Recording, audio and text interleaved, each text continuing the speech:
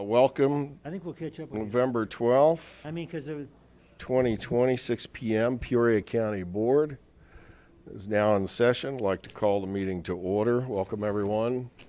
If you're in person or obeying the impending additional social distancing requirements and expectations, thank you.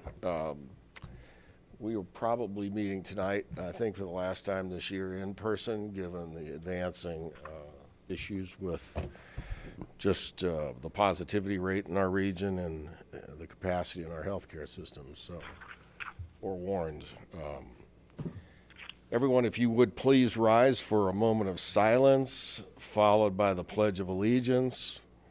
As you rise tonight and contemplate a moment of silence, please think good thoughts for the family of Bonnie Hester, who has served this body for many years, and she and I served a couple of years together when I first was elected.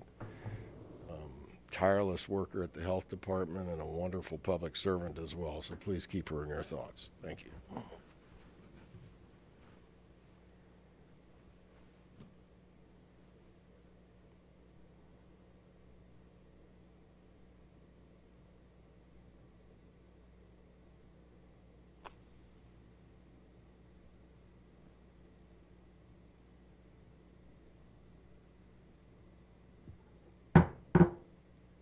I pledge allegiance to the flag of the United States of America and to the republic for which it stands, one nation, under God, indivisible, with liberty and justice for all.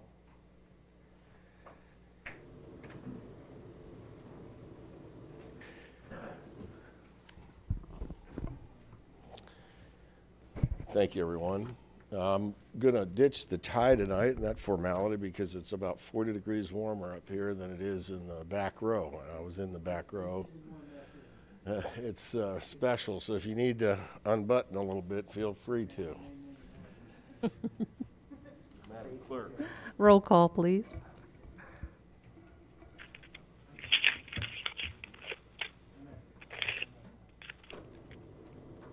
Board Member Salzer? Here.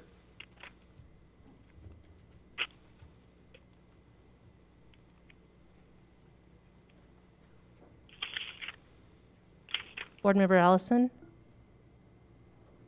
She's on the phone. So Miss Allison, so we'll need to, do we need to suspend rules, request rules?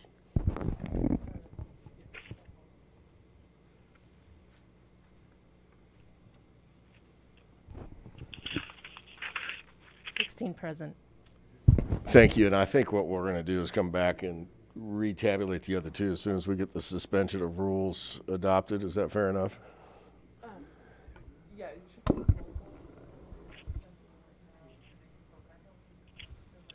She's not connected yet.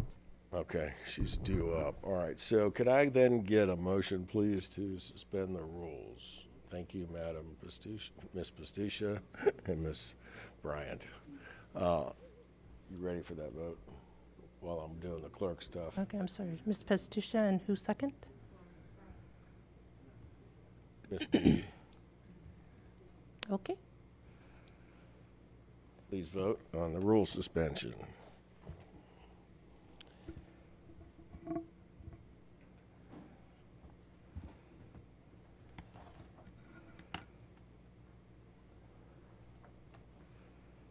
What are we missing here? Board Member Salzer? Aye. 16 ayes. Thank you. Next would be the minutes. Approval of the minutes. Do we have Miss Allison on the phone? I know we expect her for the general director's meeting. Is she not on the line? Can we not see Mr. Sorrell? Yay, nay? I don't believe she's on, Mr. Chairman. We did provide her with the call-in information, so. Thank you. So I'll just keep an eye on your text from her because she sometimes texts me while I'm up here.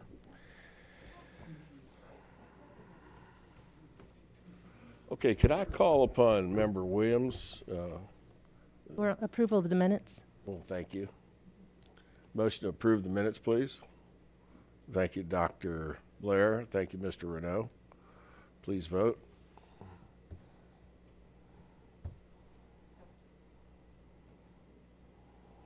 Board Member Salzer, Aye.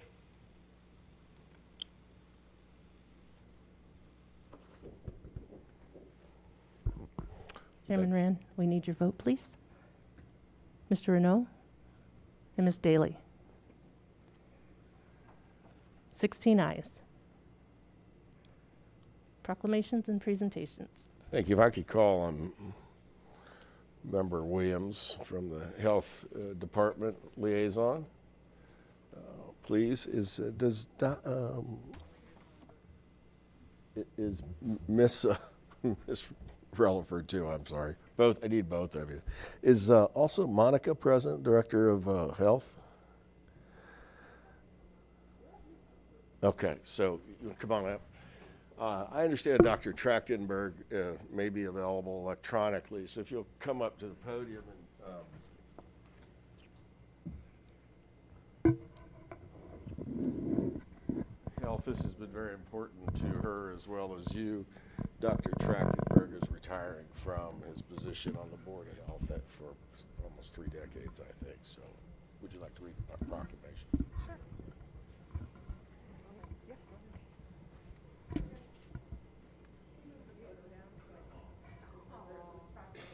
I'll move this vote. You want to move Rob?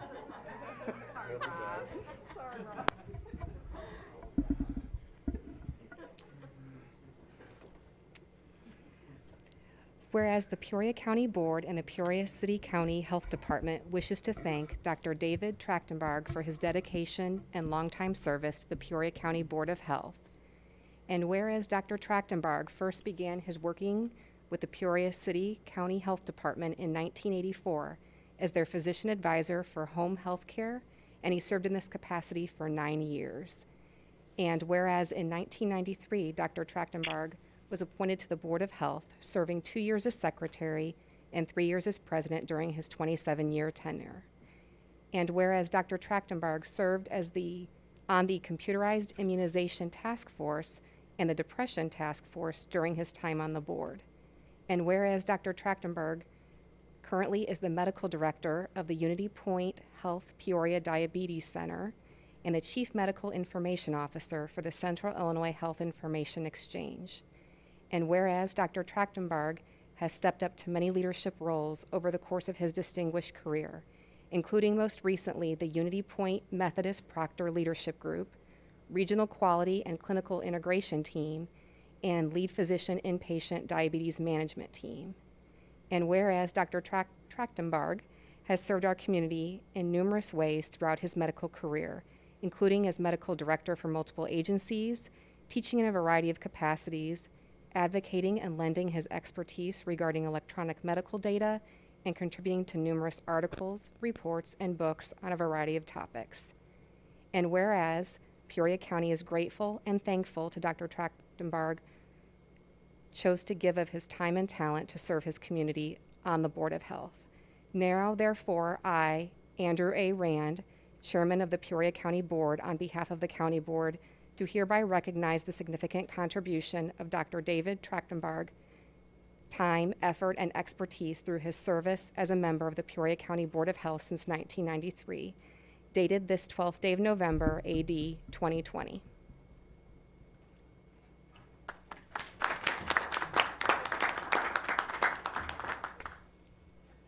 So I'd just like to say, since Monica is not here to help me, she had a lot of quotes for Dr. Trachtenberg's service through the years, not just since she's been our health department executive, but I had a chance to talk to Greg Chance today, who's 2 health department directors ago, and they both say the same thing. A lion on the board for public health, an advocate for access to care, and the one word that most of us know is more often spoken than true, but in this gentleman's case is certainly very true. He's irreplaceable. His decades of experience with the health department and as a physician with Unity Point Methodist, obviously are part of a very distinguished career, but then loaning yourself to the public purpose of public health for that same amount of time is certainly a very noble effort, and they don't get compensated either, except with our love and admiration as the county board or citizens of this community. So Dr. Trachtenberg, I understand you're in the electronic audience tonight. You're safe, you're healthy. In talking to Dr. Keith Knepp, the CEO du jour of Unity Point Methodist, the hospital will be affording you a similar honor. I would ask for a closer parking place if I was you. So best to you, and we look forward to many more years of your service to the medical community. Thank you. Madam Clerk. Mr. Elsasser, the floor is yours. It's been several years ago, but I went to a Board of Health meeting, and I was trying to recall what the issue was, and I'm pretty sure it was the septic systems, but maybe that wasn't the right issue. But anyway, I had some disagreement with the Board of Health and their approach, and I just remember going to the meeting, and Dr. Trachtenberg asked so many important questions, and he was just so engaged, and it seemed like he was about the only one that night that was, but I just really appreciated, his interest in trying to do what was right. Thank you very much. Ms. Relaford. Just one other quick comment.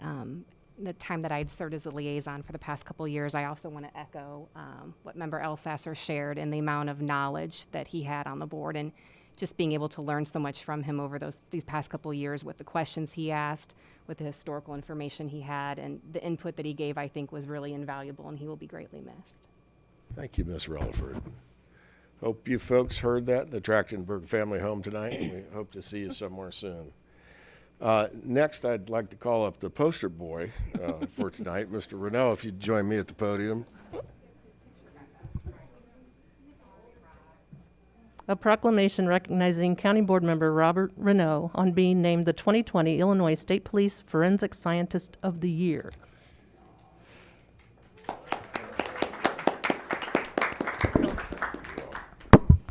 So, if you can't make fun of your members because the floor rules prohibit members from making fun of them, you certainly can find something in a proclamation. So, this is an official photo from the ISP, the Illinois State Police files, perhaps employment files. This is the one ISP's Office of Public Affairs used when promoting through Facebook. If you'll just go onto Facebook, go to ISP, put Rob's name in, this mug will come up.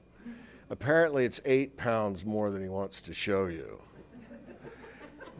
15. Look at him. Whereas the Peoria County Board would like to recognize our fellow board member, Mr. Robert D. Renaud, on being named the 2020 Illinois State Police Forensic Scientist of the Year. And whereas Mr. Renaud serves as a forensic scientist in the latent prints section of the Morton Forensic Science Laboratory and has distinguished himself with the Forensic Sciences Command Division of Forensic Services, and whereas Rob is also the statewide coordinator of the Automated Biometric Identification System, also known as ABIS, nice techie acronym, working closely with the database programmers to ensure efficient searches of the latent print database and helped ensure the laboratory's new laboratory information management system was integrated with ABIS. And whereas Mr. Renaud has also coordinated new policies regarding the use of next-gen identification, the federal latent prints database system, resulting in the highest hit rate obtained to date. What is a hit rate? So if you put 5 cases in and you hit an unknown, the fingerprint we don't know who it belongs to, we hit a possible subject, so then we would hit like 3 out of 5. See that? That's Rob, you guys. It's Rob right there.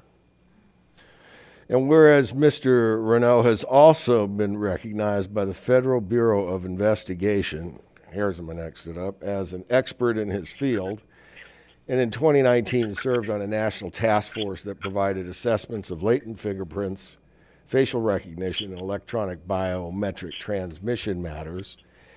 And whereas the professionalism, knowledge, and positivity that Mr. Renaud is credited with in his career at ISP also shines through his service on this board. Now, therefore, I, Andrew Rand, Chairman of the County Board, on behalf of all of you, do hereby recognize our one and only member Renaud from District 10's achievement in being named the 2020 State Police Forensic Scientist of the Year. Congratulations.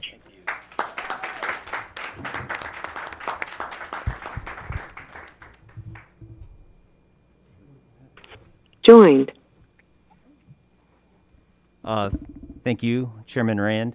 I love my job, so I really didn't do anything more than what I expected myself. And I just have to say that, you know, Illinois is lucky. I work with some of the best scientists in the nation, and they're right here in Illinois in one of the 7 laboratories that the Illinois State Police has. We have great support staff, great management, and it's all allowed us to excel. So thank you, everybody. Congratulations, Rob.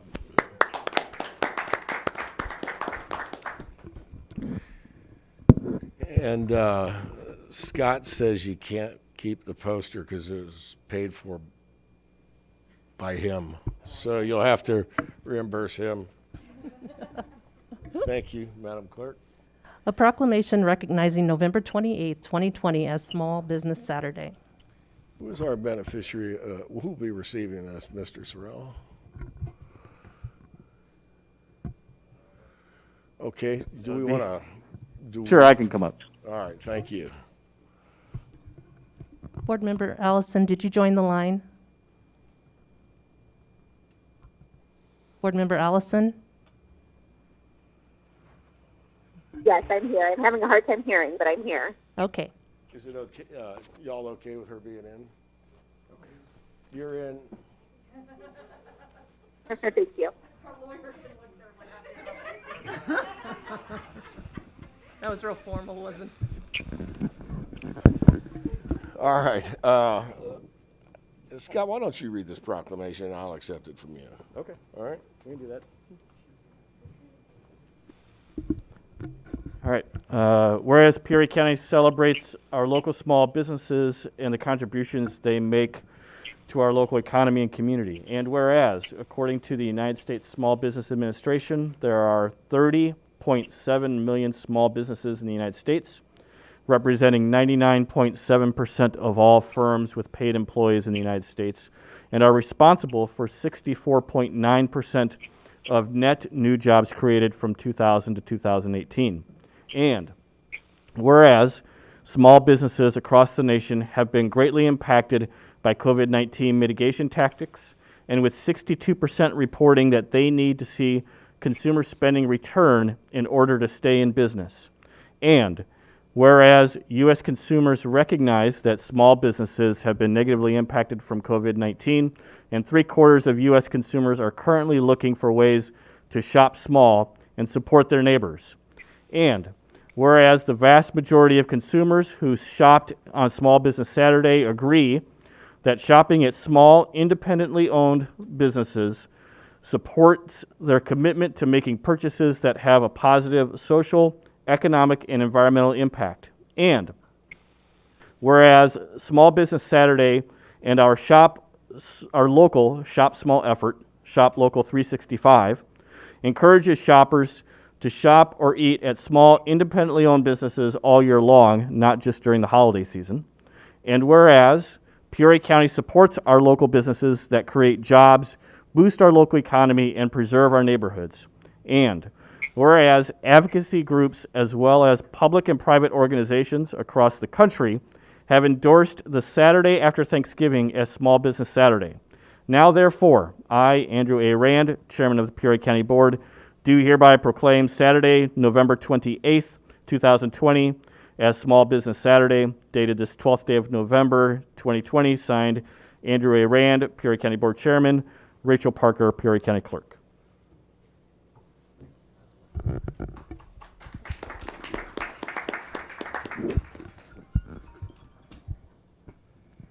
Next is citizens' remarks, and we only had one. I think the council wants to speak. Thank you, Chairman. I was just going to put everyone's mind at ease that when you suspended your local rules at the beginning of the meeting, that's suspending our local rules, and the COVID allowances for remote meetings means that it is okay that Member Allison is participating remotely, and we're all as well. Thank you. We, Madam rec- Clerk. we received one citizen remark, and it's from Hetty Elliott Gardner, and it reads, "The old Harrison and McKinley schools, both in South Peoria, have been vacant for well over a decade. Harrison School has the first floor boarded up, but the rest of the windows remain wide open. McKinley has several broken windows and other structural damage. Both of these buildings, I believe, contain asbestos and pose a public health threat to the South Side community. Harrison and McKinley have been infested with rodents, rats, bats, and hawks, and any number of other creatures live in these structures, giving rise to a myriad of health hazards. Rats, in particular, are especially dangerous. Bat dung is known to cause cancer and other respiratory diseases. If all of this is not bad enough, the old Harrison School has hundreds of tires stored inside it. Tires attract mosquitoes and other insects. When the old tires break down, they release toxins into the air, including arsenic and mercury. The tires are also highly flammable, which puts our first responders at great risk. As leaders, I respectfully request that you consider the following when voting on items in the future.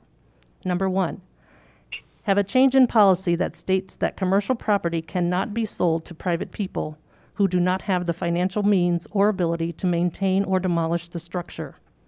Number 2, have a change in policy that states that in order to build a new school in the county, the existing school needs to be demolished first. Even though these buildings are out of the Peoria County Board's control, I do believe because of the public health risk that it should be something that remains on your radar. Thank you again, Hetty Elliott Gardner." And that's all the public comments we have. Thank you.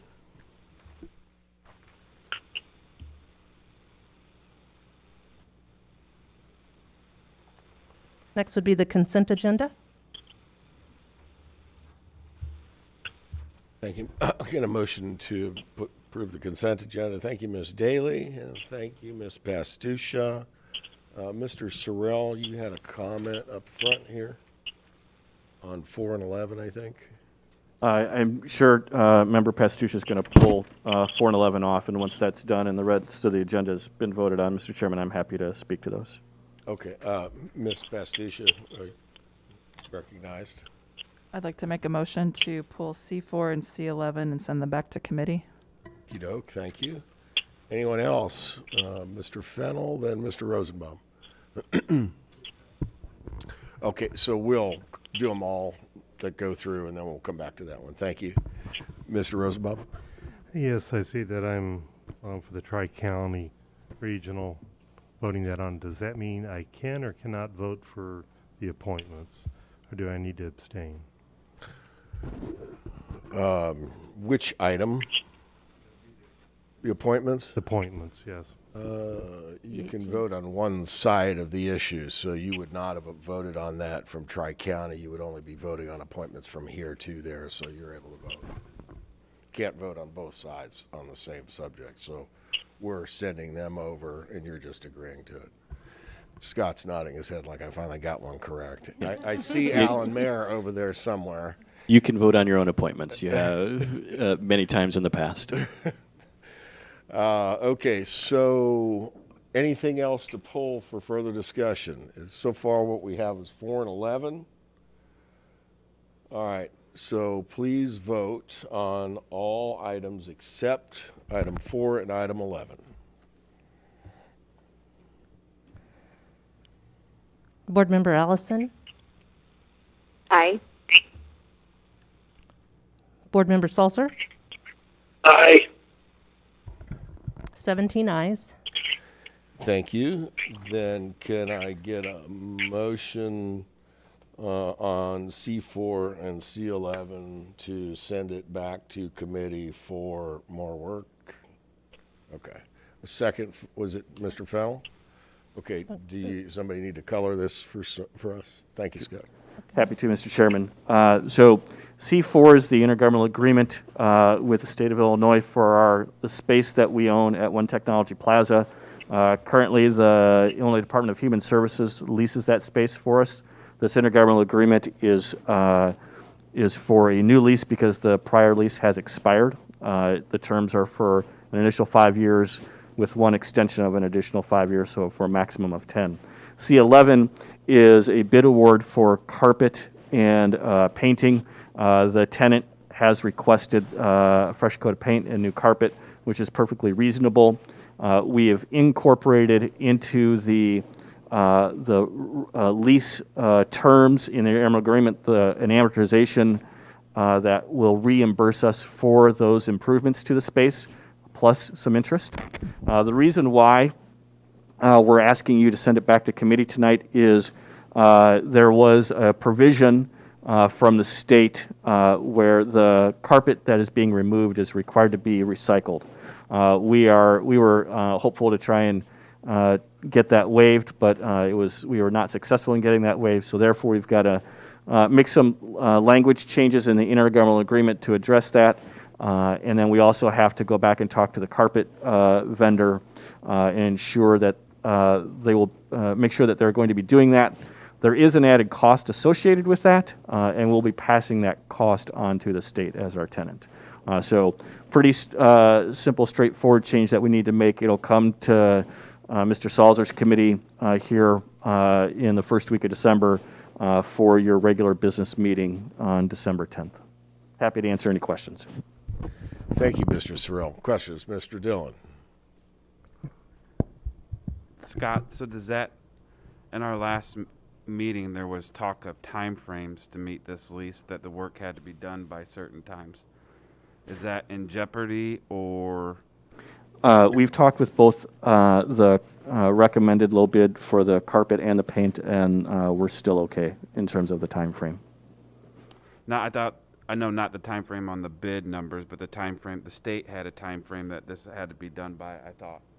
To the best of my knowledge, we're still in an okay time frame with the state of Illinois as well. So when we told them that we were going to have to make these changes, they were agreeable to making those changes, and I think the work has actually already begun on the language. So we'll be getting that new language to Jenny here pretty soon. But they didn't raise any red flags about any schedule implications to us. Thank you. Did I see another hand poke up? All right. No one else. Okay. Then the item on the floor, there are two, C4 and C11. We'll vote on them as one, and that is to refer it back to committee. Please vote. Board Member Allison? Board Member Allison?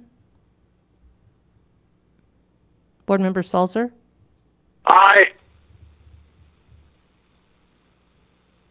Board Member Allison? Aye. 17 ayes. Thank you. Mr. Chairman? Yes, sir. I just had a quick question. We already voted on it, but is the appointment to the technical committee at Pruitt's, is Mark Gillis, is that our judge, or is that another Mark Gillis? I believe that's another Mark Gillis. I also have a Mark Gillis that works for me. Okay. And I'm sure it's not that Mark Gillis. So. Okay. It's a pretty common name. It is out your way. Yeah. Mark's from Princeville, so I didn't think he was on the... Mr. Chairman, that is our assistant county engineer. So Mark is Amy's number 2. Oh, I'm sorry, the number 3. So Jeff is Amy's number 2. Mark is number 3. Ooh, thank you, Miss Barnicky. I just saw that today. I just had to bring it up. Okay, anyone else? Thank you, Mr. Elsasser. Madam Clerk. Zoning ordinances and resolution. Number 1 is case number 042-20-U. Petition of Michael J. Honiger. A special use request from Section 20-6.2.1.1.b of the Unified Development Ordinance. This section allows for a special use when a proposed land split does not meet the 40-acre minimum lot size in the A1 Agricultural Preservation Zoning District. The petitioner proposes to divide 5.06 acres from the existing 65.902 acre parcel in order to separate the homestead from the agricultural use. The parcel is located in Timber Township. The Zoning Board of Appeals recommends approval. The Land Use Committee concurs. And a motion from Mr. Dillon and a second from Mr. Elsasser. Discussion.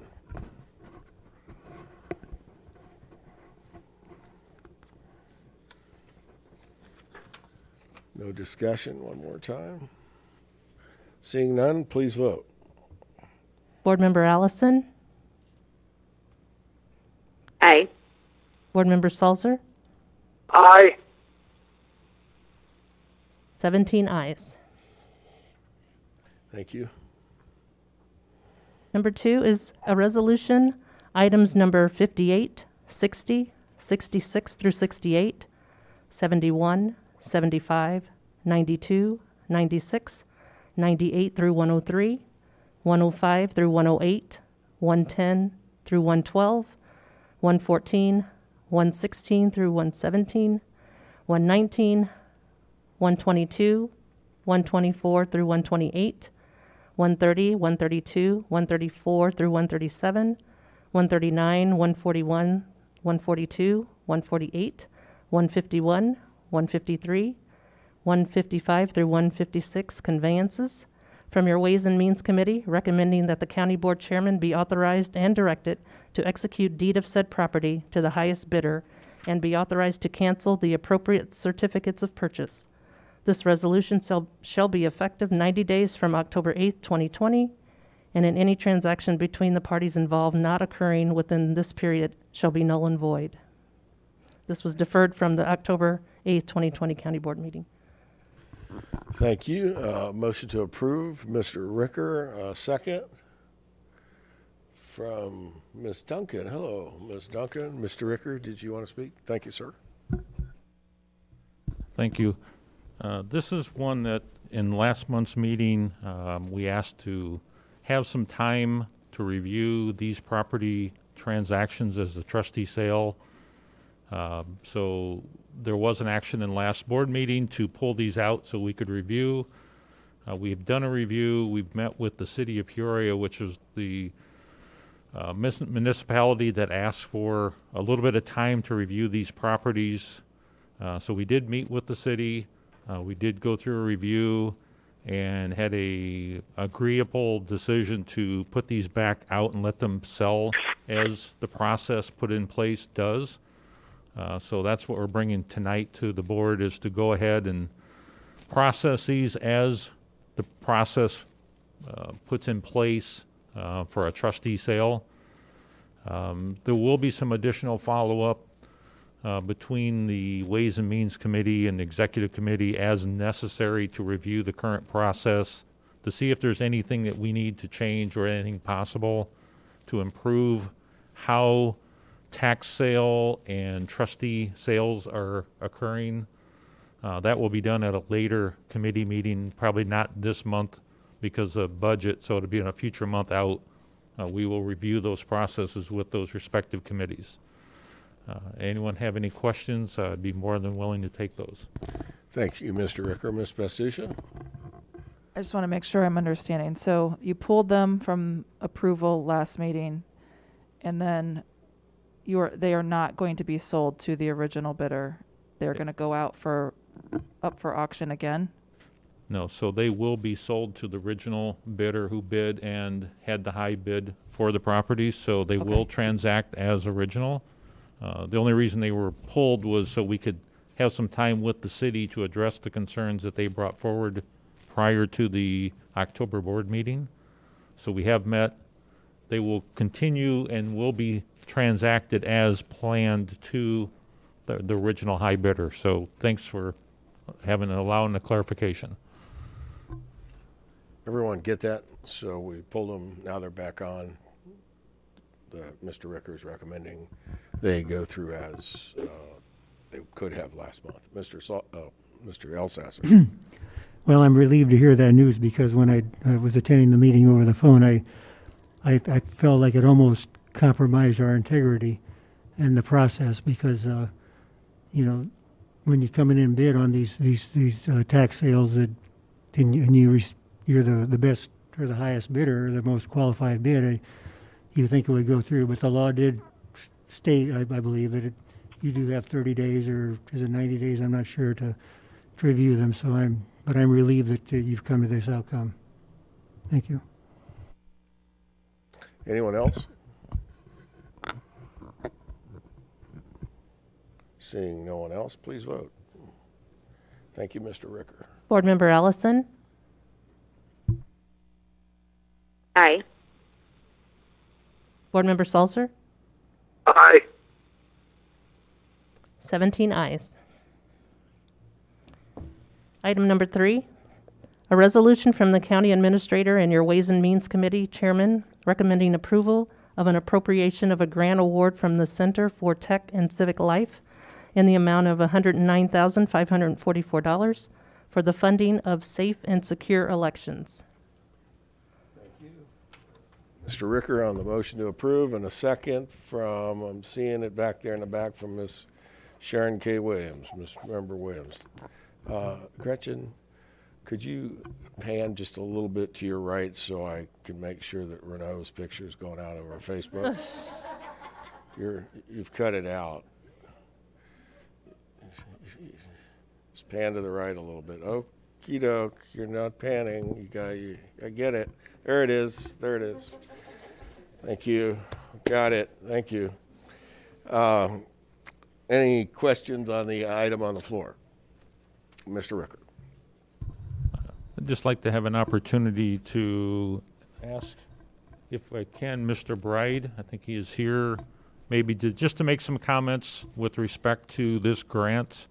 And, you know, it's an opportunity to receive some funds for the Election Commission and the work they did this year. So if Mr. Bride could grab a microphone and make some comments regarding this particular grant and how we as a county and the Election Commission will use these funds.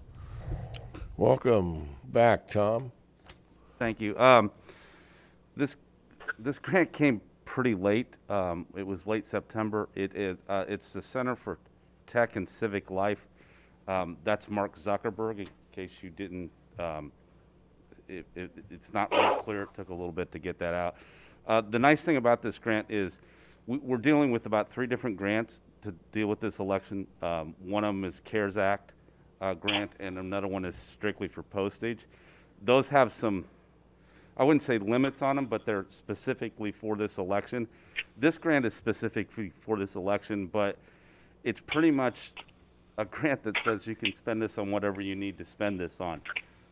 What we're hoping to do with most of this money is cover expenditures that were directly related to the election and that were expenditures beyond what we normally would do, but also hopefully to be able to cover some of the expenses that we normally would have had in this election. The intent from my board and us is to spend all this money and help to some extent to relieve some of the budget pressure in this year, but also to be able to do some things that we wouldn't normally be able to do because of this grant that came to us.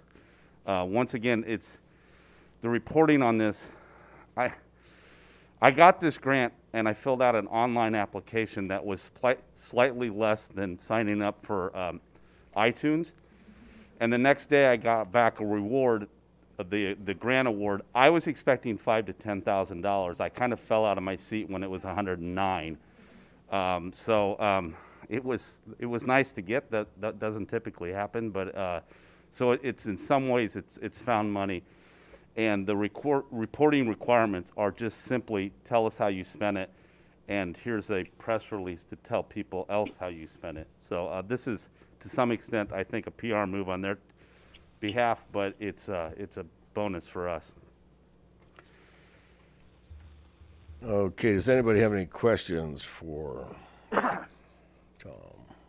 Mr. Elsesser? Well, congratulations. That's, I wish all the grant applications were that simple. Is it going to be available again next year, or maybe you haven't heard anything yet? This money was specifically for expenses related to the 2020 general election. And the COVID problems and the Yeah, things like- I think it was a situation where they just poured money out to help with the 2020 election. It does have to specifically spent on expenses related to the 2020 election. It's very broad in this definition. As a fact, it's like whatever you think. It literally says that, whatever you think you can use this for. But it does have to be expenditure this fall and related to this election. Thank you. Dr. Blair? Thank you for such a smooth election process this time around, as is all the times around, not just this one.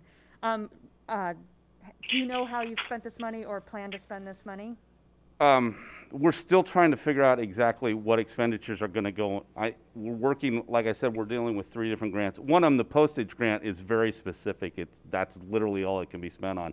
But the CARES grant has some limitations related to what it can be spent on, and this one doesn't. So we just had our board meeting Tuesday. We're in that balancing act on figuring out what needs to go under the CARES and what goes under this. This one, the CARES Act literally is, the deadlines for it is a week from tomorrow. This one is in December, late December. So I'm still more than anything working on the CARES, and then we'll see what expenditures are left for this one, if that makes sense. Plus, this one has much more flexibility to it. Thank you. Any other questions?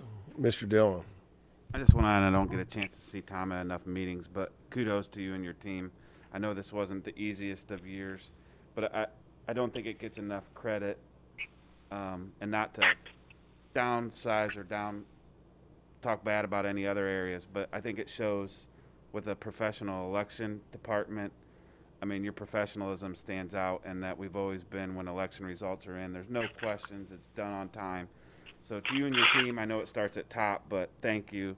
And you can see a huge difference on how you guys do things. Thank you. I've got great guidance from a board, and I have a tremendous staff. And one of the nice things to see in this election is that even though we're dealing with a pandemic, we had a tremendous outpouring from traditional judges, but a lot of new people that hadn't worked in elections who volunteered. And we had people in our office for a month pouring over envelopes and making sure that the process went smooth and the manpower was there. We did have some people that didn't want to work, but we had a lot of people that stepped up and that were willing to. Thank you. I just want to ask a couple of questions. So when you made the application, did you check out who these people were? Yeah, I had heard from a couple different sources, including one from the County Clerks Association in Illinois, about the grant. That's how I reached out to them. I'd heard from a vendor before that this grant existed, but the information came from the Clerks Association before they actually reached out to me.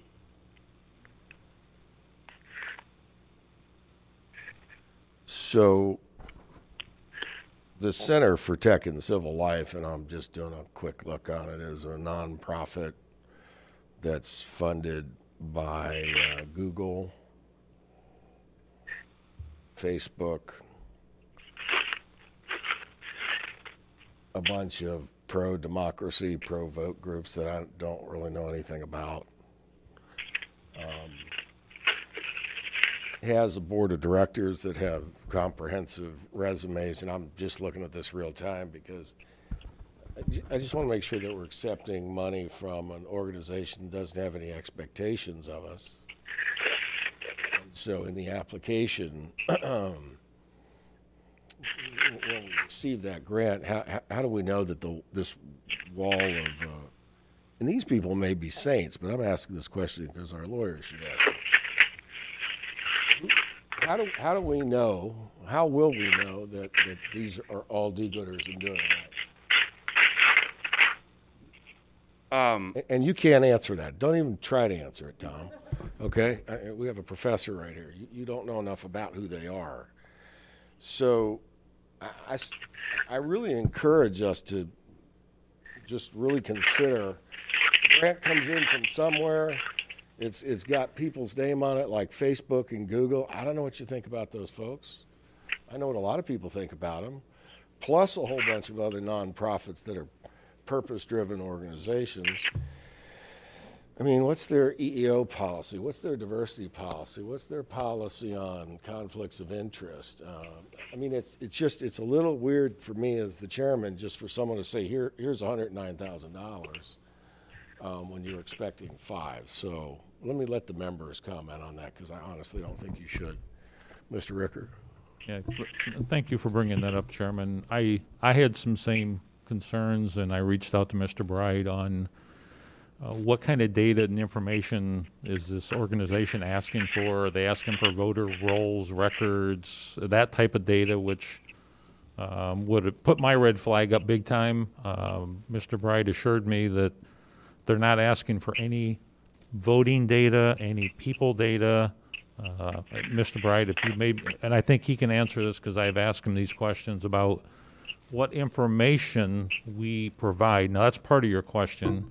You know, what are we providing, any confidential voter rolls, that type of data? So, Mr. Bride, maybe could you answer what we provide them back as part of our response? The only reporting requirements back are what the money was spent on. That's the only reporting requirements back, is how we expended the money. Okay. No demographics of voters or any of that. That is outside of the scope of this. Yeah, yes. All they asked is a report back on how the money was spent. Okay. Do they have a Guide Star rating? I don't know. Okay. Well, I've just raised some questions. I don't want to stop the vote. I'm not going to support it myself because I just don't like not knowing where money comes from. So either somebody may move to defer it 1 month or something, but I'm just going to say it strikes me as just peculiar, and I certainly would hope that they're totally above board. But that's a lot of money just with no strings attached. Okay, anyone else on the item then?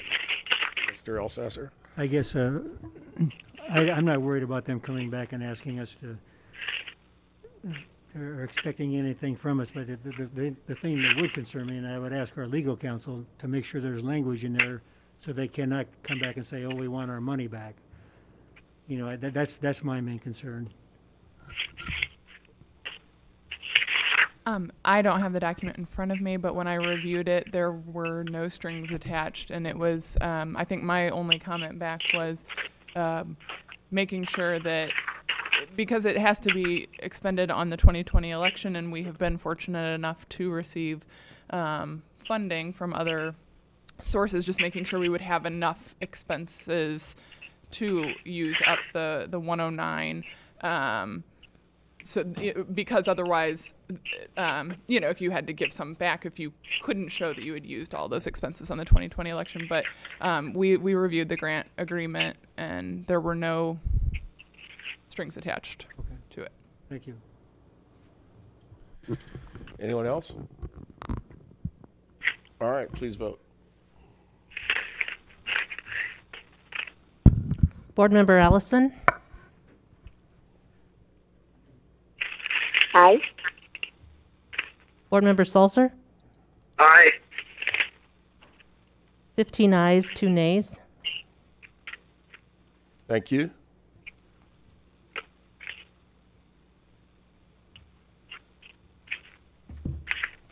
Item 4 is a resolution from the County Administrator and your County Operations Committee Chairman recommending approval of a collective bargaining agreement between Peoria County and Liuna, Local 165. Thank you. Mr. Renaud on the first, and a second, Dr. Blair. Thank you. Mr. Renaud, I asked before the meeting that Mr. Sorrell give us some of the meat of this so the members knew what they were voting on. Could I also ask perhaps one of the phone attendees to double check your pile of newspaper there, because we can hear every bit of it. Thank you. Mr. Sorrell. Thank you, Mr. Chairman. This collective bargaining agreement is between the county and LaUna Local 165, which is the laborers. This covers our employees and team members at Peoria County Animal Protection Services, or PCAPS. That includes our animal control officers and our kennel technicians. As we do with all collective bargaining agreements, we work with the County Operations Committee to discuss changes in language and the financial packages that will end up being negotiated at the table. What's before you tonight, and is what's stated in the resolution, this is a 3-year agreement. Year 1 of the agreement, which will start on December 1st of this year, has a 0% increase. Year 2, which would start December 1st of next year, would be a 2% increase. And year 3, which would start December 1st of 22, would have a 2.5% increase. These financials are within the parameters that Mr. Renault's committee laid out for our bargaining team. I characterize this as a very positive negotiation between management and the laborers. We all know they've been a valued labor partner both here and at the Highway Department for many years. And the membership of this union has ratified the agreement. So happy to try and answer any of the questions, provided it wouldn't cause us to go into closed session, which we could do if necessary. Thank you. Questions for Mr. Renault or Mr. Sorrell? Mr. Renault. I just wanted to take a minute and thank Shauna, Angela, and Becky for their work at the table for us. I agree with Scott that I think this is a good agreement for everybody. Thank you. Seeing no more hands up, please vote. Board Member Allison? Aye. Board Member Salzer? Aye. 17 ayes. Thank you. Item 5, suspension of rules. Motion to approve, please. Thank you, Mr. Renault, and a second by Ms. Daly. This is to suspend your local rule requirement to have items come up through the committee. So this proclamation has not gone through committee. Thank you. Please vote. Board Member Allison? Aye. Board Member Salzer? Aye. 17 ayes. Item 6, a proclamation extending the declaration of emergency due to COVID-19 in Peoria County, Illinois. A motion to approve. Thank you, Mr. Fennell, and a second from Ms. Pestisha. Thank you, Kate. Any discussion? Does everybody remember what this is about except me? Okay. Please vote. Board Member Allison? Aye. Board Member Salzer? Aye.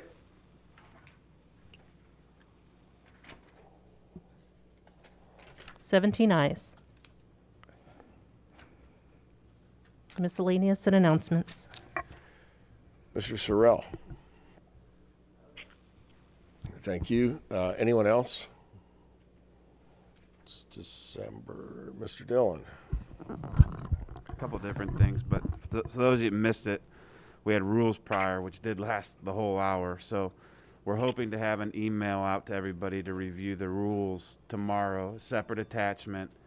We're going to discuss after the December 2nd executive meeting, to hoping to approve for everyone to have a final copy final to vote on our reorg, which is December 7th. So I just wanted to keep everybody abreast of where we're at with that. And so this is the last meeting of this board. So it's my honor to serve the last with everyone here as we reseat the new board on December 7th. And don't get a chance to gloat very often, but I do have a question for the chair. Is who's sitting alone in first place in the top of the ACC and for football? Vagrants. That'd be Notre Dame. You don't get a gloat very often over a Clemson win. Play twice. See you in Charlotte. They do have to beat them again in the Correct. ACC championship game. So Maybe our real quarterback will be back. Anyone else? So you all have received either by courier, ghost, or dove, a pigeon, a copy of the County of Peoria's budget book. It's a little lighter this year as was predicted. Some of you may have received it electronically. I know it's also available through iPads, and then there's the Salzer method where we drive it out to his house and make sure he has a hard copy. Mr. Sorrell and his staff, along with every single elected official, plus the chief judge, and then our budget chairperson, Mr. Fennell, and others, Mr. Ricker has been involved. Am I missing anyone? Ms. Relaford has been involved to get a sense about what needed to go in this year's plan. And so if we just go back 7 months, is that how long it would be, Scott? Roughly that, yes. So there's a particular line in the transmittal that I caught earlier today. The transmittal is Scott's War and Peace section out in the front.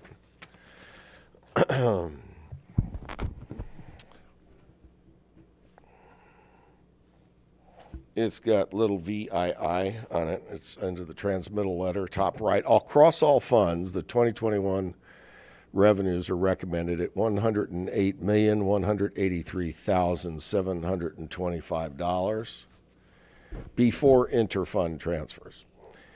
When they are included, the recommended revenues are $114,596,305.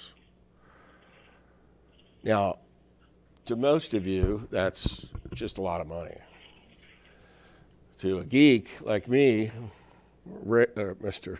Ricker, Mr. Fennell, and now Ms. Relaford, this is the astounding part. The FY 2021 recommended revenues are $20.9 million less than the adopted 2020 plan.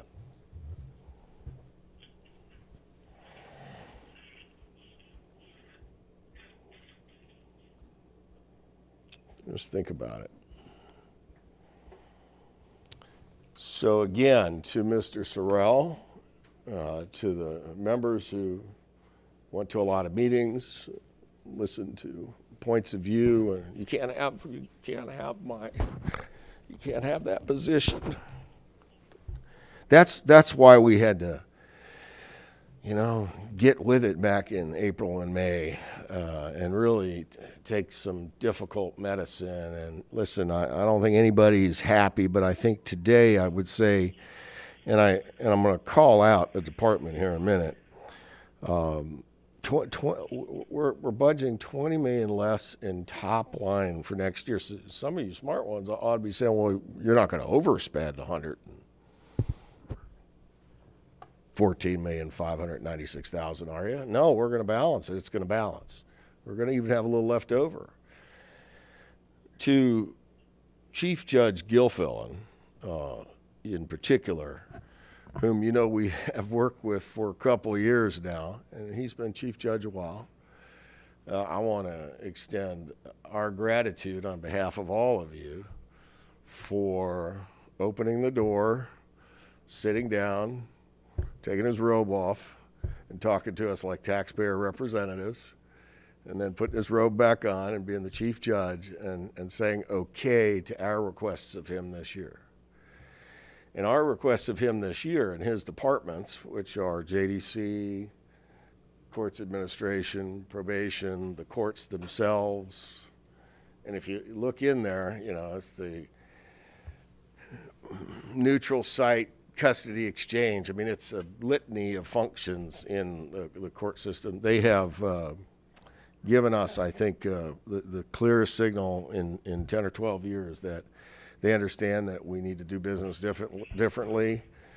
They have agreed to do some business differently, and we certainly have agreed to be there when they need us, because some of their commitments that they've made, you know, might not be makeable. You know, stuff happens. So, but this is an extraordinary moment to say we've yanked out 20 million. Jim, we've cut some money here since we started working together, you and me.